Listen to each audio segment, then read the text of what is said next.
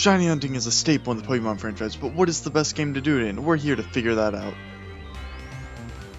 First up are the first two generations of Pokemon, which I have never played before. I know in Generation 2, you can get the Shiny Gyarados, and they have the baby Pokemon egg that has a higher Shiny chance, but because I've never played them, I will not be including them in this countdown. Coming in at 13th place, Pokemon Sword and Shield, which I gave an F tier. This is because they were the first game to Shiny Lock the starters, and have so far started the trend in the series with that, which is really disappointed as that was a great way to be able to start a second playthrough, is going along with a Shiny starter. And they continued the trend of Shiny locking all the new legendaries in the game, except for the new Regis that came out, but the rest of them were Shiny locked, which was really disappointed, but I will say at this point, I did expect it. So how did you Shiny hunt in this game? You could do the random encounter method, or you could do the egg hatching method. Now the random encounter method, you could technically chain them, but I'm pretty sure it was broken and did not work correctly. I will give credit in this game though, is that there was two different types of shiny sparkles, and I thought that was a really unique idea even though it wasn't implemented correctly. Now, I think definitely the peak of shiny hunting in this game was the Dynamax Adventures, as these were such a cool experience to be able to get a shiny Pokemon and not really know what you're going to get. It was a really good experience to be able to find the legendary Pokemon and feel something more important than just them appearing in some pointless area. Next up, coming in at 12th, pains me to do it, but Pokemon Black and White coming in at C tier. This is because it was the game that introduced Shiny locking the legendaries, and I truly was really disappointed by that. It was something I look forward to in every single playthrough. What I will say though is this is leaps and bounds better than Sword and Shield, and it has some very redeemable qualities, such as the Shiny hunting for the starters, a very basic, softer setting hunt, which I'm very happy they did not have some long extended cutscene, and you could just easily hunt for these starters. I will say, their Shinies are not the greatest in the world, but Emboar definitely has the best one. Then, how do you method hunt in this game? You have double encounter grass, and then you have the Masuda Method. The Masuda Method will be a common one throughout these, so I probably won't bring it up that much after this. It is just when you breed a foreign Pokemon with another Pokemon, and then it has a higher chance to be a Shiny. Now in these games, the odds were lower than they are in the current games. And then with double encounter grass, you pretty much just gotta see two Pokemon at once, which I will say is a fun little gimmick every once in a while. I come back and hunt in this game about once a year, and I do absolutely love the sprites with it. This game also introduced the Shiny Charm, which has really revolutionized Shiny hunting ever since.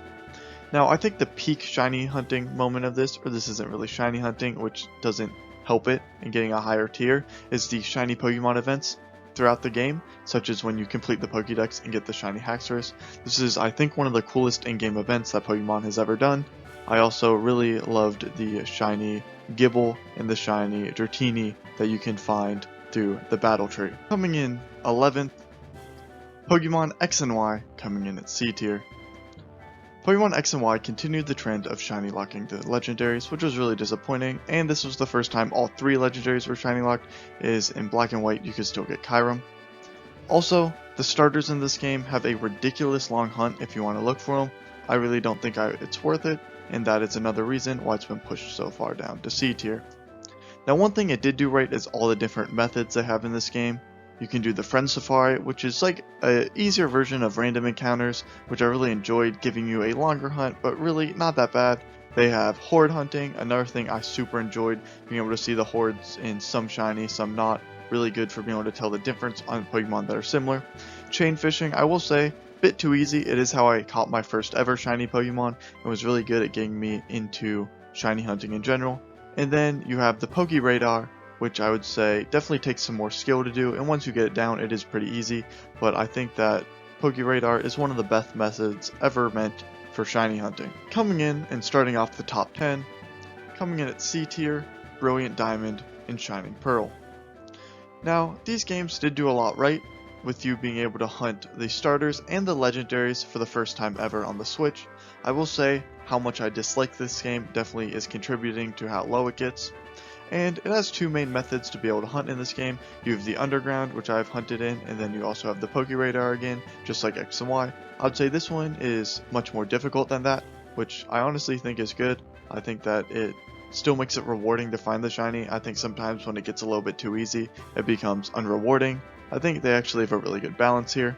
Also, being able to shiny hunt for the mythicals with Arceus and stuff, you should definitely check out my video on that, is another super cool addition they added to this game. Coming up in 9th place is Pokemon Ultra Sun, Ultra Moon, and this also will include Pokemon Sun and Moon in C tier.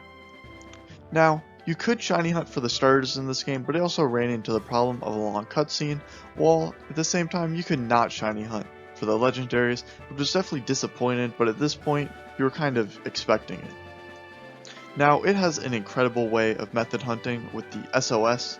I absolutely loved this and thought it was such a cool way to be able to shiny hunt. It definitely took a little bit of skill, but once you got the setup going, it was real easy. I will say I absolutely hate the shiny sparkles in this game, definitely the worst in the series, and that also brings it down to C tier. Is it just less rewarding when the sparkles aren't that good? And the Ultra Wormholes is one of my favorite things Pokemon has ever done to be able to find legendaries from past games. It was so fun having to hunt for the Pokemon before having to shiny hunt for it. Next up, coming in at number 8, the newest Pokemon game, Scarlet and Violet, at a B tier. I will say none of the expansions are out yet, so maybe this will get moved up higher if they have a really cool shiny method coming. I think they might, they'll probably have something cool coming, but at the point of this video, this is just base game Scarlet and Violet.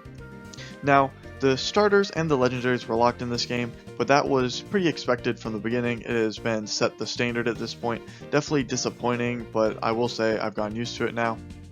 And then how you shiny hunt in this game, if you played this game before, you know you just see shinies all over the place. As you do your playthrough, they pop up, and I absolutely adore that you just find your shinies throughout the gameplay, and it makes it so seamless and such cool memories as you're doing your gameplays. And then how do you method hunt in this game? It comes from shiny sandwiches, where you get to increase your shiny rate, which already has a pretty solid rate of finding shinies, so it just kind of makes it honestly a bit over the top. I think that's why it's in B tier, not A tier, is because there's almost an abundance of shinies that it loses out on being fun with it. This is the first and only game I ever did a full team of shinies in. Overall, I love the open world of it. I think it has a ton of potential. I think there's a little bit too much shinies, but at the same time, it is truly a great game for shiny hunting, and I'm definitely going to go back and shiny hunt in it more. Coming in at number 7, Pokemon Leaf Green and Fire Red. I would say these games do a perfect job of nothing crazy special, but definitely nothing bad. You're able to shiny hunt for all 3 starters and Mewtwo. All of them have absolutely classic shiny forms, which help it so much with how good all the shinies are in Gen 1, or at least the majority of them are. And then this game also has the Safari Zone. I love doing Safari Week. If you don't know about it, it is an event every summer that you shiny hunt in the Safari Zone, and it's more risky because Pokemon can run away. You can check out my video on it. And I think that just overall this game does everything good. The encounters, pretty quick to be able to find things, real fun. I love shiny hunting on Game Boy Advanced SPs. It's just the best feeling for me personally. And then the extra thrill of the Safari Zone is so much fun. This is a perfect example of a game that doesn't do anything wrong, but doesn't do anything over the top. Coming in number 6 is Pokemon Diamond, Pearl, and Platinum. Now, they did it right with being able to shiny hunt for the starters and the legendaries. I think that shiny hunting for Giratina in the Distortion world is honestly one of the coolest shiny hunts I've personally ever done. And if you've not done it before, I highly recommend doing it. And then your method in this game is again the PokéRadar, which I absolutely love. You being able to go back and forth from doing a bit. If you want a long hunt, you can do random encounters. If you want to target it a bit more and get a shiny, you can do the PokéRadar. It definitely takes some skill. It took me probably about a couple weeks to get it down, but once you get it down, you can get shinies pretty quickly. But I truly think it is a great balance.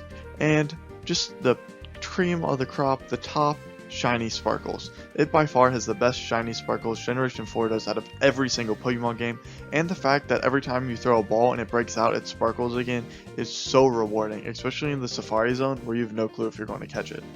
And that's why I easily put this game at A tier. Getting into the top 5, Pokemon Let's Go Pikachu and Let's Go Eevee. Now, putting this at A tier may be a bit controversial, but I think it starts off real strong with the shiny legendary encounters. The whole experience of finding the legendaries and the cutscenes I think are so cool what they did in this game. I really think this game is underappreciated and that as time goes on, people are going to go back to it and really enjoy it. And then it has a very easy shiny hunting method, which you just get your little chain and then you fly in the sky and wait for them to appear. But overall, I think this is such a relaxing game to shiny hunt in. It's real cozy to just put your Switch in, get a controller, sit on the couch, and just wait around till a shiny spawns in. And overall, I think that there's really no downside to this game. You can't get the shiny Pikachu or Eevee, but throughout the game you can still get a shiny one of them. I think overall there is really nothing bad in this game, and having a quick method to be able to find things while also doing random encounters is truly the perfect shiny hunting balance, and that's why it deserves A tier. Coming in at number 4, Pokemon Legends Arceus. This was a game I was not expecting at all, but have absolutely loved it. So you cannot shiny hunt the starters in this game, and that is truly the only reason it's not an S tier, is I would really prefer you be able to shiny hunt starters, but honestly it's not that bad as you can get them later on in the game. Now the shiny hunts for this game, you have just finding the Pokemon in the wild, which I will say happens throughout your playthrough, and the Shiny Ponyta event, which I absolutely adored. The Shiny Ponyta is the first shiny I ever found in Soul Silver. Now I was a kid and absolutely obliterated it, so it was real nice finally getting to reclaim it, but I definitely do need to reclaim it in the original game. And then you can also, for a bit difficult hunt, shiny hunt for an alpha Pokemon. I love when you can do some hunts that are more difficult but still fun to do at the same time, and I think alphas are so rewarding getting to see the shiny with those red eyes. But if you're on the side and you want a quicker hunt, you can do the outbreaks, and this is truly fantastic for a quicker shiny hunt. This really has everything you could ever want, where you're going to find shinies throughout your playthrough. If you want a hard shiny hunt, you got it. You need a break and want an easy shiny hunt, they also have it for you, and that's why this is one of the best shiny hunting games ever made. Now into the top 3. Coming in at number 3 is Pokemon Omega Ruby and Alpha Sapphire, coming in at an A tier. It starts things off right with being able to shiny hunt for all the starters, but it does lock the legendaries, another reason why it is being kept out of S tier. Now, they also have the best mix of shiny methods, I think, out of any game. That's why I'm putting this one so much better than X and Y, even though they're so similar, is that this game's methods are so much more fun. I think the shinies look better, and I think the starter hunt is way cooler. So we have chain fishing, again, the easy method. Then we have the wormholes, kind of like Ultra Sun and Moon, but except for you just go to different islands that you fly to. I will say the soaring mechanic in this game is one of the coolest things and most underrated things that people never talk about. And then you have the shiny hordes as well, which I absolutely adore. All the different Gen 3 Pokemon in their shiny forms, which is definitely making me a bit biased to put it this high. And then you have the DexNav, one of the favorite shiny hunting methods I've ever used. I just used to get a Ralts, which is such a hard hunt in the original game, so being able to do it a bit easier is so nice.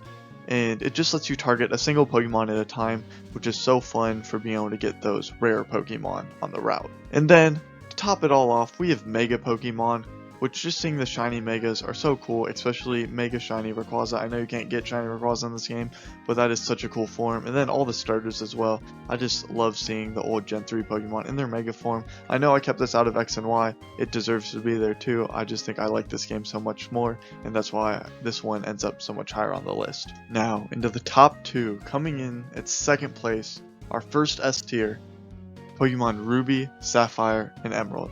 I love hunting in these games so much. It starts off, you can shiny hunt for all the starters and shiny hunt for all the legendaries. Now I know in Pokemon Emerald it has broken RNG, and I know that so many of the copies of these games have dead batteries, but I love using Runaway Method. Runaway Method for me is so much preferred over soft resetting. I think it's so much more fun, so much active. I will say I just caught a shiny Rayquaza in Emerald, which is definitely going to make me a bit biased to this, but I absolutely adore the shiny hunting methods in this game. I've gotten a shiny Mudkip in Emerald, and I've gotten a shiny Rayquaza in Emerald as well, so I just love hunting in these games. And then the Sparkles, absolutely a classic. I love doing random encounters, as that is the only method to shiny hunt in this game. A lot like Leaf Green and Fire Red, there are no methods, it doesn't do anything wrong, except for I just adore the runaways, and that's what makes it go so high. And I just love the shiny Pokemon in this generation. I just love this generation overall. And the Safari Zone. I love doing Safari Week, especially here. You do a little bike hop method so you don't run out of steps in the Safari Zone. I adore shiny hunting here. And now for the top game, my favorite game to shiny hunt in, at an S tier, Pokemon Heart Gold and Soul Silver. Having the best shiny hunting method for starters in any game, being able to see all three at the same time is such a cool experience. I've done this hunt multiple times and have finished with Totodile every single time. Now I absolutely though love being able to see all three at the same time. I know duping up is not the greatest thing in the world, but it by far is the most fun soft reset hunt you can possibly do out there. And then on top of that, you can shiny hunt for the legendaries. I adore the sparkles when you see them pop up on screen, and you're going to fail a lot of Pokeballs here, so just seeing the sparkles happen over and over again is going to be such a fun experience. And being able to catch both in the same game is also crazy, being the only game you can catch both cover legendaries in the same game.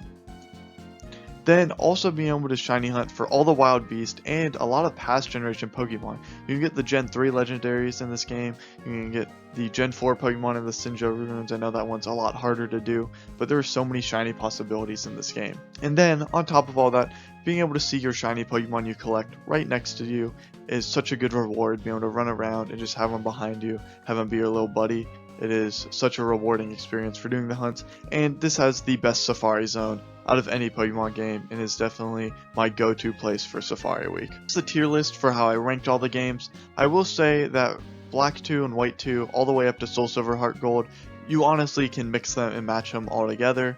I will say I love shiny hunting in all these games except for Sword and Shield, but I'm very curious what you think about this list. Comment below if you think I absolutely fumbled the bag, if you love shiny hunting in Sword and Shield, or if you hate shiny hunting in Ruby, Sapphire, Emerald, or Soul Silver and Heart Gold. Just let me know your thoughts on this below, and comment below your favorite game to shiny hunt in. Until next time, see you later.